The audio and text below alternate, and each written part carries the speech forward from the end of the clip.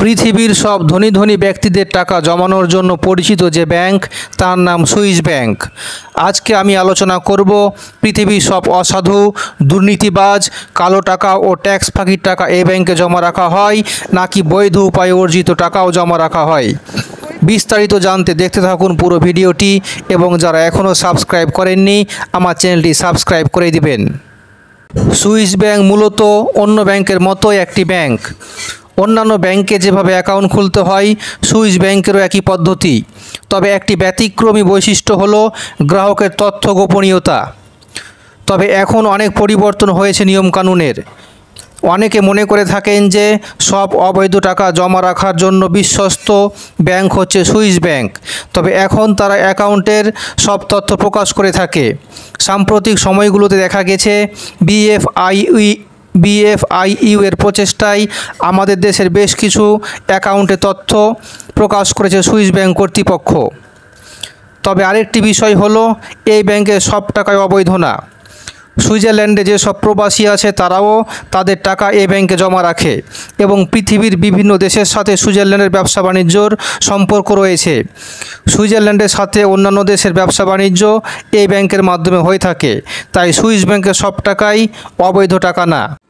আমরা যদি একটু অতীতের দিকে তাকাই তাহলে দেখতে পাবো 1930 সালের দিকে ফ্রান্সের রাজনীতিবিদ ও ব্যবসায়ীদের একটা বড় অংশ টাকা পাচার করে সুইজারল্যান্ডের ব্যাংকগুলোতে গোপনে রেখে দিয়েছিল।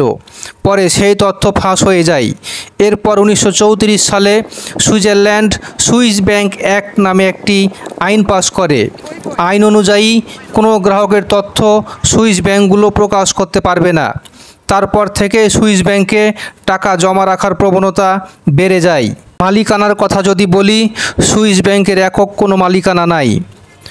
সুইস ব্যাংকের মালিকানা মিশ্র, অর্থাৎ মোট শেয়ারের 55% রয়েছে বিভিন্ন সংযুক্ত স্টেটে আর বাকি শেয়ারগুলো রয়েছে মূলত ব্যক্তি মালিকানাধীন।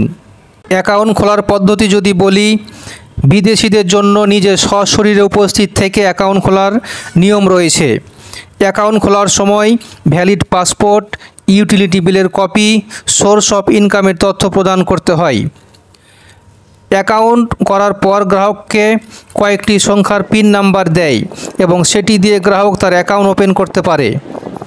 এই গোপন নম্বরটি শুধুমাত্র গ্রাহক এবং 1-2 ব্যাংক কর্মকর্তা ছাড়া অন্য কেউ জানতে পারে না। অ্যাকাউন্ট করার সময় সাধারণত $1,00,000 জমা রাখতে হয়, যা বাংলাদেশি টাকায় প্রায় 1,20,00,000 টাকা মতো। এই ব্যাংকের অ্যাকাউন্ট মেনটেন্যান্স চার্জ হচ্ছে বাংলাদেশি টাকায় 30,000 টাকা। মানুষ কেন সুইস ব্যাংকে টাকা রাখে? সহজভাবে যদি বলি, টাকার পরিমাণ ও অর্থের উৎস গোপন রাখা হয় এই কারণে। এই ব্যাংকের সাথে গ্রাহকের সম্পর্ক হলো একজন আইনজীবী ও মক্কেলের মতো। একজন আইনজীবী যেমন মক্কেলের সব তথ্য গোপন রাখে, সুইস ব্যাংকও তেমনিভাবে গ্রাহকের সব তথ্য গোপন রাখে। তবে এখন আর কেউ তেমন টাকা রাখতে চায় না। যুক্তরাষ্ট্রের তৎপরতায় ও বিভিন্ন দেশের চাপে সুইস ব্যাংক কর্তৃপক্ষ তাদের পলিসি চেঞ্জ করেছে। সুইস ব্যাংক কর্তৃপক্ষকে কেউ অভিযোগ করলে সেই অ্যাকাউন্টে তথ্য প্রকাশ করে এবং এটাকে এখন মানুষজন আর সেফ ব্যাংকিং মনে করে না।